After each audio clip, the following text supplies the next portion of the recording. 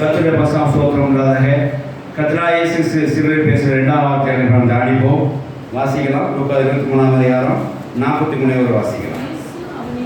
இயேசு அவனை நோக்கி, இன்றைக்கு என்னோட பரதேசில் இருப்பாய் என்று மெய்யாவே உனக்கு சொல்கிறேன். ஆமென். ஹalleluya. கர்த்தருடைய ஸ்தோத்திரம் உண்டாவதாக. கர்த்தராகிய இயேசு சிலுவையிலே 2 கள்ளன் நடுவிலே அறையப்பட்டான்னு சொல்லி பார்க்கிறோம். ஒரு கள்ளன் இயேசுவை ஏளனமாக பார்த்தான். இன்னொரு கள்ளன் இயேசுவுக்கு பரிதவித்தான். நாம் பாவம் செய்து தண்டனை அனுபவிக்கிறோம், பாவம்லாம் ஒரு தண்டனை வைக்கிறாரே என்று சொல்லி இன்னொரு கள்ளனை இந்த கள்ளன் சத்தம் போட்டதாக சொல்லி பார்க்கிறோம். சத்தம் போட்டுட்டு மறுபடியும் இயேசு நோக்கி சொன்னார், ஆண்டவரே அந்த வசனம் செய்யுங்க. இயேசுவை நோக்கி அந்த கள்ளன் சொன்னான், ஆண்டவரே ஒரு ராஜ்யத்தில் வரும்போது அதை நினைத்தவரும் வேண்டாம். ஆமென். ஹalleluya. கர்த்தருக்கு ஸ்தோத்திரம் உண்டாவதாக.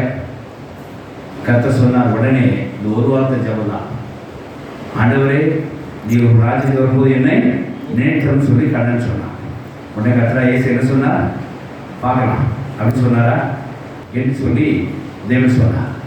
மெய்யாவே சொல்லு என்று சொல்லி சொன்னார். பரதேசில் இருக்கிறது அந்த கர்த்தர் இயேசுவோட இணைந்திருக்கிற ஒரு அனுபவம் என்று சொன்னார். இங்கே ஒரு 3 காரியத்தை எழுதி வச்சிருக்கிறேன். ஆச்சரியமான காரியம் என்ன அப்படின்னா, ஒன்று, அந்த கள்ளன் ஜெபம் கேட்கப்பட்டது. எப்படிங்க பரிசுத்தமான ஜெபம் தான் கேட்கப்படணும்னு நினைச்சிட்டு இருக்கிறோம். அந்த திருடனோட ஜெபம் எழுது கேட்கப்பட்டது. ஃபர்ஸ்ட் பாயிண்ட் நோட் பண்ணிக்க. 3 பாயிண்ட் தான் சிம்பிளாக பண்ணிக்கலாம். கள்ளனோட ஜெபம் கேட்கப்பட்டது. First point. நம்ம நினச்சிக்கோம் பரிசுத்தமான தேவன் கேட்பார்கள், எல்லா ஜபமும் கேட்கப்படும். ஆனால் எல்லாத்துக்கும் பதில் எப்போ வரும் அப்படின்றது அவங்க ஜபத்தோட கண்டென்ட்டை பொறுத்து. ரைட். அப்போ இங்கே கண்ணனோட ஜபம் கேட்கப்பட்டது அப்படின்னு ஆச்சரியமாக இருக்குது. நான் நோட் பண்ணிக்கங்க. 2வது, கண்ணனோட ஜபம் ஏன் கேட்கப்பட்டது? அவன் இச்சையினால அவன் ஜபம் பண்ணலை. அவனுக்கு நல்லா தெரியும் இந்த மாதிரி தூக்கு தண்டனை கொடுத்து, அதாவது இந்த மாதிரி ஒரு தண்டனை கொடுத்தவங்க இறக்கப்பட்டாங்கன்னா பாதாளத்துக்கு போவாங்கிறது தெரியும். எப்படிங்க எங்கே போவான்? எனக்கு குற்றவாளியாக போகிறான்ல, அவன் எங்கே போவான்? பாதாளத்துக்கு போவான் தெரியும். ஆனால் குற்றமில்லாத பக்கத்தில் ஒரு இருக்கிறார் இயேசு கிறிஸ்து, அவர் தண்டனை பெறுகிறார். அவர் எங்கே போவார் யாருக்கு தெரியும்? தேவன் ராஜ்யத்துக்கு போவார் கண்ணனுக்கு தெரியும். குற்றம் பண்ண நாம் பாதாளத்துக்கு போவோம், குற்றம் பண்ணா இயேசு கிறிஸ்து பரவத்துக்கு போவாங்க தெரிஞ்சுட்டார். இப்போதான் கேட்க ரெக்வஸ்ட் வைக்கிறான். என்ன அப்படின்னா, தாம் விடுதலை பெறும்படியாக பாராட்டுக்குள்ள போகாதபடிக்கு ராஜ்யத்தில் என்னை ஏற்றுக்கொள்ளும் அப்படின்னு சொன்னான். ஹalleluya. இதுல 2வது பாயிண்ட் என்ன தெரியுமா? உண்மையா ஜெபிக்கிறவனுக்கு தேவன் பதிலளிப்பார். ஹalleluya. கள்ளனோ திருடனோ பாவியோ விபச்சாரியோ பரிசுத்தமானவனோ யாரா இருந்தாலும் சரி, உண்மையா ஜெபம் பண்றவங்களுக்கு கர்த்தர் பதில் அளிப்பார். ஹalleluya. மறு சொல்றேன், கள்ளனோ திருடனோ பாவியோ விபச்சாரக்காரனோ வேசியோ பசுத்தம் உள்ளவனோ அது இங்கே மேட்டர் கிடையாது. ஜெபம் பண்ணணும் என்ன இருக்கணும்? உண்மையா ஜெபிக்கிறவனுக்கு கர்த்தர் என்ன செய்வார்? பதிலை கொடுப்பார், பதில் அளிப்பார். ஆமென். ஹalleluya. இங்கே 2வது காரியம், உண்மையாய் அந்த திருடன் அந்த கள்ளன் தேவனுக்கு வேண்டுதல் செய்தார், கர்த்தர் அவனுக்கு பதிலளித்தார். முதல் பாயிண்ட், திருடன் ஜெபம் கேட்கப்பட்டது. 2வது, ஏன் திருடன் ஜெபம் கேட்கப்பட்டது? அவன் உண்மையாக ஜெபித்தான்.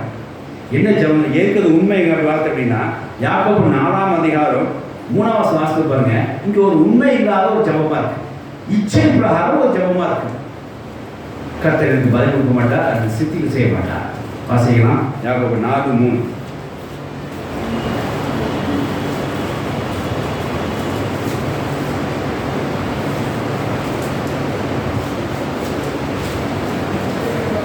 வாசிங்க. சரி, சங்கீதம் 148 வாசிங்க. நீங்கள் விண்ணப்பம் பண்ணியும் உங்கள் இச்சையை நிறைவேற்றும்படி செலவழிக்க வேண்டும் என்று தகாத விதமாக விண்ணப்பம் பண்ணுறதுனால் பெற்றுக்கொள்ளாம இருக்கீங்க. ஹalleluya. இச்சை பிரகாரம் நீங்க ஜெபம் பண்றீங்க, உங்களுக்கு ஜெபம் செய்யப்பட்ட பதில் கொண்டு வர மாட்டீங்க. ஆண்டவரே ஒரு நிமிஷம் நீ வல்லவரானா என்ன இங்கேருந்து இறக்கி விட ஆண்டு கேட்டாரா? அது கேட்டால் என்னது? கண்ணாடி கேட்டால் என்ன பேர்? சரி, அவன் மட்டும் வாழ்க்கைக்காக கேட்டான். அவன் நல்ல தெரிஞ்சு வச்சு அடுத்த எங்கே போகிறான்? பாராட்டு வச்சு கீ கூட போகிறான். ஆனால் அதில் விடுதலை பெறும்படியாக அவன் என்ன செய்தான்? உண்மையாகவே கேட்டான். ஆண்டவரே, நீ ராஜ்யத்துக்குள்ள பிரவேசிப்பேன், நாங்களும் இங்கே பிரவேசிக்க போகிறோம், எங்களை ஒரு ராஜ்யத்திலே நினைத்தரும் சொல்லி உண்மையாக சொல்லி கேட்டான். சங்கீதம் 148:18 வாசிங்க. உண்மையாக உள்ளது தேவ சமயமாக இருக்கிறார். பரதேசிய இயேசு தன்னோட சேர்த்துக் கொள்ளுன்னு சொல்லி கமிட்மெண்ட் கொடுத்துட்டார். வாசிக்கலாம். சங்கீதம் 148:18 வாசிங்க.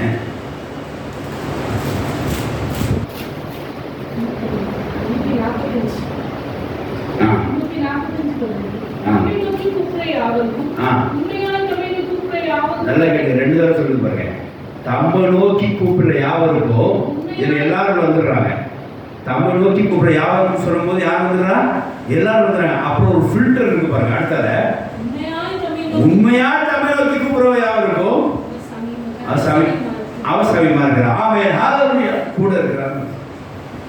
தம்மை நோக்கி கூப்பிடுற யாவருக்கும் சொல்லிட்டு அடுத்தது உண்மையா தம்மை நோக்கி கூப்பிடுற யாவருக்கும் அவர் சமீபமா இருக்கிறார். இங்க கண்ணன் உண்மையா நோக்கி கூப்பிட்டார். நாங்க பாதாளத்துக்கு போயிடுவோம், நீங்க ராஜ்யத்துக்கு வந்துருவீங்க, எங்களை என்ன செய்யுங்க, விடுதலை கொடுங்க, உங்க இடத்துக்கு அழைச்சி கொண்டு போங்க அப்படி உண்மையா கூப்பிட்டான். இச்சையின் பிரகாரம் செய்யறேன்.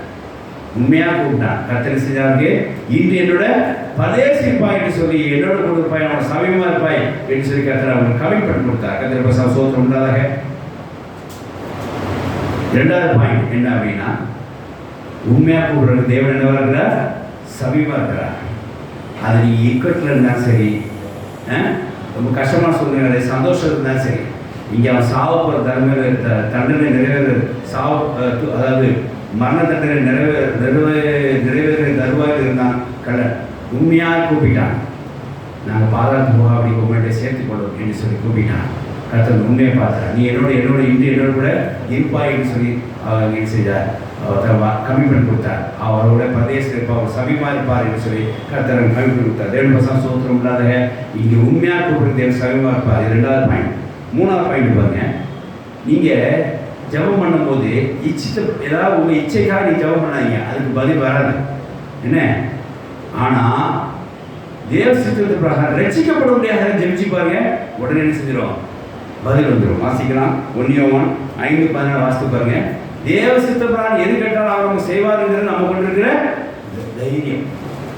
நாம் ரட்சிக்கப்படும்படியாக தேசத்தை நிறைவேற்ற முடியாது. நீங்க ஜெபத்துல என்ன ஆனாலும் கேளுங்க, கர்த்தர் உங்களுக்கு அனுகிரகம் செய்வார். ஹalleluya. அது உங்களுக்கு இச்சிக்க முடியாத கேட்டீங்கன்னா நீங்க பெற்றுக்கொள்ளாம தான் இருக்கீங்க. இங்கே கள்ளன் தான் விடுதலை பெறும்படியாக, நாம் ரட்சிக்கப்படும்படியாக, தேவனோட இணைந்திருக்கிற தேசத்துக்குள்ள ஆகும்படியாக அவன் வேண்டிக் கொண்டான். கர்த்தர் உடனே அவன் சாங்ஷன் பண்ணினார். ஹalleluya. உங்கள் ஜெபம் கேட்கப்படணும்னா இச்சை இல்லாமல் தேசத்துக்கு பிரகாரம் ரட்சிப்புக்கு ஏதுவாக, விடுதலைக்கு ஏதுவாக கேட்டு பாருங்க, நிச்சயமாக கர்த்தர் உங்களுக்கு பதிலளிப்பார். ஹalleluya. வாசிக்கலாம். நாம் எதையாயினும் அவருடைய சித்தத்தின்படி கேட்டால், அவர் சித்தத்தின்படி கேட்டால் அவருக்கு செவி கொடுப்பார் என்பதே நம்மை பற்றி நமக்கு உண்டான தைரியம். நம்மை பற்றி நமக்கு உண்டான தைரியம் என்று சொல்லி வாசிக்கிறோம். அவர் சித்த பிரகாரம் கேட்டாலும் உண்டு. உங்க இச்சை பிரகாரம் செய்யக்கூடாது. யாக்கோபு 4:3 என்ன வாசித்தோம்? இச்சை பிரகாரம் கேட்காதீங்க, அது உங்களுக்கு வாய்ப்பு இல்லைன்னார். இங்க அவர் சித்த பிரகாரம் கேளுங்க, அது உங்களுக்கு வாய்க்கிறது நமக்கு தைரியம். இங்கே ரட்சிக்கப்பட்டபடியாக தேவ சித்த பிரகாரமாய் அவர் ராஜ்யத்துக்குள்ள, அதாவது அவர் ராஜ்யம்னாலே தேவ சித்தம் தான், அதுக்குள்ள நான் வர வேண்டும் சொல்லி தேவ சித்தத்துக்காக இவன் கேட்ட பிரகாரமாய் அவன் அந்த பாதாளத்துக்கு போகாம விடுதலை பெற முடியாது, ரட்சிக்கப்பட முடியாத கண்ணன் கேட்டபடியார் கரெக்டாக உடனே அவன் என்ன செஞ்சார்? சாங்ஷன் கொடுத்தார். உடனே அவன் என்ன செஞ்சார்? இது என்னோட பதேசி இருப்பாய் சொல்லி கமிட் பண்ணினார். கரெக்டாக உடனே அந்த ஜபத்துக்கு பதில் அளிப்பா. ஹalleluya. நீ இவ்வளோ பாவம் இல்லையே, கொஞ்சம் வெயிட் பண்ணு பாப்போம், 4 பேர் பசுத்தோட நான் டீல் பண்ணிட்டு அப்போ மாட்டேன் வரேன் அப்படின்னு கரெக்டாக சொல்லிட்டேன். ஏன்னா இவன் கூப்பிட்டது என்ன இருந்துச்சு? ஒரு உண்மை இருந்துச்சு. அவன் தேவராஜ்யத்துக்கு வரணும்னு சொல்லி அவன் என்ன செய்யனா பிரயாசப்பட்டான். 2வது பாதத்துக்கு போகக்கூடாது, ரட்சிக்கப்பட ஆண்டவரே உன் சித்தத்துக்குள்ள அழைத்துக் கொள்ளும் அப்படின்னு செஞ்சாவன் இச்சிக்காமல் அவன் செய்தாத கேட்டான். உண்மையோடும் இச்சியாமல் தேவசித்தவை கேட்டெடுத்தமாய் அவனுக்கு தேவன் பதிலளித்தார். கர்த்தர் அதை நிறைவேற்றி கொடுத்தார். ஹல்லேலூயா. ஆகையால் 3ஆவது பாயிண்ட் என்ன அப்படின்னா, நாம் எதையாகிலும் ரட்சிக்கப்படும்படியாக தேவசித்தபடியாக தேவனிடம் கேட்க வேண்டும். இச்சைக்காக கேட்டோம்னா அது நமக்கு கிடைக்காது. அப்படி இச்சை இல்லாமல் தேவசித்த பிரகாரமாய் ரட்சிக்கப்பட முடியாது, விடுதலை பெற முடியாது நாம் கேட்டோம் அப்படின்னா நிச்சயமாக கர்த்தர் நமக்கு அருள் செய்வார். பாருங்க, நான் கடன் பிரச்சனை இருக்கும்போது நான் தேவனத்தில் ஏற்கப்பட்ட அதிக ஜபம் என்ன ஜபம் தெரியுமா? ஆண்டவரே இஎம்ஐ கட்டுறதுக்கு பணம் தான். நல்ல பிரதர் நோட் பண்ணி வச்சுக்க. நான் ஜபம் பண்ணும்போது ஆண்டோட கேட்க விண்ணப்பம் என்ன? இஎம்ஐ கட்டுறதுக்கு பணம் தான். ஒரு நாள் கூட அந்த கடன்லேருந்து விடுதலை பெறன்னு சொல்லி நான் ஜெயிச்சதுக்கேன். அது பதில் செஞ்சால் கடனை தாங்கிறதுக்கு எனக்கு பலன் தான். கடந்து விடுதலை பெறதுக்கு நான் ஜெயிச்சிடல. அப்படி நிறுத்தம், நீ இஎம்ஐ கட்டுறேன்னு பணம் வாங்குவேன், நானும் அதை கொடுப்பேன், நீ இஎம்ஐ கட்டிட்டு இருப்பேன். இஎம்ஐ கட்டி முடிச்சு என்ன செய்வேன்? திருப்பி கடை வாங்க, இச்சையை வாங்குவேன். மறுபடியும் இச்சையை தீர்க்கிறதுக்கு, இச்சையில் மாட்டிக்கொள்ளாதுக்கு ஜாப் பண்ணுவேன். நான் இஎம்ஐ தரவே கட்டிகிட்டே இருப்பேன். எனக்கு ஒரு நாளுக்கு அப்புறம் வந்து அறிவு வந்துச்சு, நம்ம ஜபத்தில் ஒரு கோளாறு இருக்கு. இஎம்ஐ கட்டுறதுக்கு பணம் வருது, கடந்து வெளியே வருகிறது இல்லை, நம்மளால முடியல. என்ன கோளாறு? இப்போ என்ன செஞ்சேன்? ஜப வரியை மாத்தினேன்.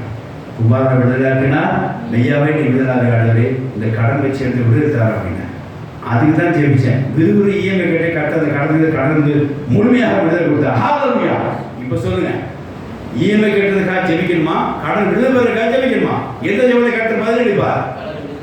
ஆமென். ஹல்லேலூயா. ரட்சிப்பு ஏதாவது ஜபம் இருக்க வேண்டும், தேசத்துக்கு நேராக ஜபம் இருக்க வேண்டும், விடுதலை பெற முடியாத ஜபம் இருக்க வேண்டும். இச்சைக்கு கூட இருந்தீங்க அப்படின்னா இஎம்ஐ கட்டுறதுக்கு பணம் கட்டுறதுக்கு கர்த்தரை தாங்குகிறார் என்று சொல்லி உங்க ஜபத்தை நீங்க மாற்றி கொண்டு வந்தீங்கன்னா இஎம்ஐ தான் வாழ்நாள் கூட கட்டிட்டு இருப்பீங்க. கர்த்தர் அந்த பதில் தான் கொடுத்துருப்பார்.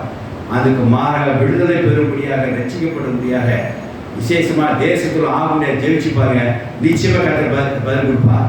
இந்த விஷயத்துல கண்ணனும் சரி, பசுத்தோழனும் சரி, பாவமானாலும் சரி, பாவியானாலும் சரி, விபச்சாரம் சரி, வேசியா இருந்தாலும் சரி, திருடனும் சரி, இதில் விதிவிலக்கே கிடையாது. இதில் என்ன செய்யுது? திருடனா இருந்தாலும் சரி, பாவப்பட்டாலும் பாவியா இருந்தாலும் சரி, பசுத்தோழனும் சரி, இச்சை இல்லாம தேவ சித்த பிரகாரம் ரட்சிப்பு ஏதோ விடுதலை பெற அவன் கேட்டானா நிச்சயமா தேவன் அங்கே பதில் கொடுத்து அங்கே அவனை ஆசைப்பா. ஹல்லேலூயா. திருடச்சவங்கலாம் கேட்கக்கூடாது, நினைக்கூடாது. திருடச்சவங்க கேட்கப்பட்டது அத்தாட்சி இருக்கு இல்லையா? கான்செப்ட் என்ன? திருடனாலும் பாவியா இருந்தாலும் பசுத்தம் வந்தாலும் பதில் எப்போ கிடைக்கும்? உங்களுக்கு உண்மையா இச்சை இல்லாமல் ரட்சிப்புக்கு ஏதுவாக நீ ஜபம் பண்ண அதை செய்யணும், அதுக்கு பதில் கிடைக்கும் தான் இந்த கர்த்தர் இயேசு பேசுகிற 2ஆவது வார்த்தையுடைய முக்கிய செய்தியா. ஆமென். ஹல்லேலூயா. பாருங்க,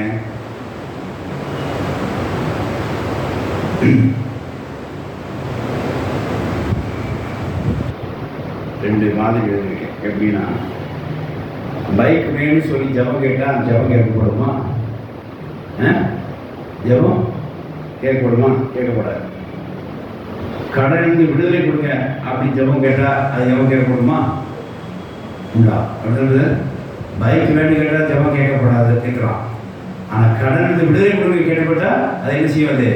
அந்த ஜபம் கேட்கப்படும். சாப்பாடு வேணும்னு சொல்லி ஜபம் தான் என்ன செய்யாது? கேட்கப்படும். சிக்கன் சாப்பாடு தான் வேணும்னா கிடைக்காது. இவரே கிடைக்கின்றார். அப்போ எப்படி என்ன? அதான் புரியுதா? இச்சித்துக்கும் தேசத்துக்கும் ஜப வித்தியாசம் சொல்லி கொண்டிருக்கிறேன். அந்த திருடன் அவன் எதுக்காக ஜெயிச்சான்? கொஞ்சம் அந்த பாதாளத்துக்கு போகாமல் இன்னைக்கு பூமி இறக்கி விட்டீங்கன்னா நான் கொஞ்சம் சில வேலைகளை முடிச்சு வந்துடுறேன், எனக்கு தண்டனை ரிலீஸ் பண்ணுங்க அப்படின்னு சொல்லிட்டான். அது கேட்டால் தெரியுது இச்சை. அது மாறான்னு கேட்டான், நீர் எப்படியும் எங்கே போயிடுது? குற்றமில்லாமல் இருக்கிறனால பருவத்து போயிடு, நாங்களும் பாதாளத்து போகிற மாதிரி சூழ்நிலை காணப்படுது, எங்களோட சேர்த்து கொடுத்தார். அவரை பார்த்தார், உண்மையாக கூப்பிட்றாங்க, நான் சமீபமாக இருக்க முடியாது செய்கிறேன் அப்படின்னு சொல்லிட்டு இச்சை இல்லாமல் கூப்பிட்டாயா. அவன் கண்டென்ட்ல இச்சை இல்லையா, ரட்சிப்பு எதுவாக இருந்துச்சா, விடுதலைக்காக பேசு. உடனே கர்த்தர் பதில் சொல்லிட்டா, நீ இன்னும் என்னோட பதிலே சிரிப்பாய், ஜபம் கேட்கப்பட்டது என்றார். மெய்யாவே சொல்லி கர்த்தர் கமிட் பண்ண. ஆமென். ஹல்லேலூயா. கர்த்தருக்கு ஸ்தோத்திரம் உண்டாக. ஆகையாலே கர்த்தர் இயேசு சிலுவையில் பேசுகிற 2ஆவது வார்த்தையினுடைய வியாக்கியானோட முக்கிய செய்தி என்னவென்றால், சிறப்பம்சம் என்னவென்று சொன்னார், உண்மையாய் கூப்பிடுறவர்களுக்கு தேவன் சமயமா இருந்து அந்த ஜெபத்துக்கு பதிலை கொடுத்து ஆசீர்வதிப்பார். அந்த ஜெபமானது உண்மையா இருக்க வேண்டும், இச்சையில்லாமல் இருக்க வேண்டும், தேசத்துக்கு ஏதுவாக இருக்க வேண்டும், விடுதலை கொடுக்கிற காரியமாக இருக்க வேண்டும், குறிப்பாக ரட்சிப்புக்கு ஏதுவாக இருக்க வேண்டும். அப்போது ஜெபம் அங்கே கேட்கப்படும். இந்த விஷயத்திலே அவன் திருடனாலும் சரி, பாவியானாலும் சரி, விபச்சாரம் வேசியாலும் சரி, பசுமானாலும் சரி, நீர்மானாலும் சரி, இதை விதிவிலக்கே கிடையாது. யார் கேட்டாலும் சரி, இந்த இடத்துல உண்மையா இச்சியாமல் ரட்சிப்பேதுவாக ஏறெடுத்து ஜபத்துக்கு கர்த்தர் பதிலை கொடுத்து அவனை ஆசீர்வதிப்பார். கர்த்தர் ஆசீர்வதிப்பார். ஆமென். ஹalleluya. கர்த்தரின் வார்த்தை கர்த்தர் கொடுத்த இரண்டாம் வாக்கியத்திலே வார்த்தைகளை ஆசீர்வதிப்பார். ஆமென். ஹalleluya. ஹalleluya. ஜெபம் பண்ணுவோம்.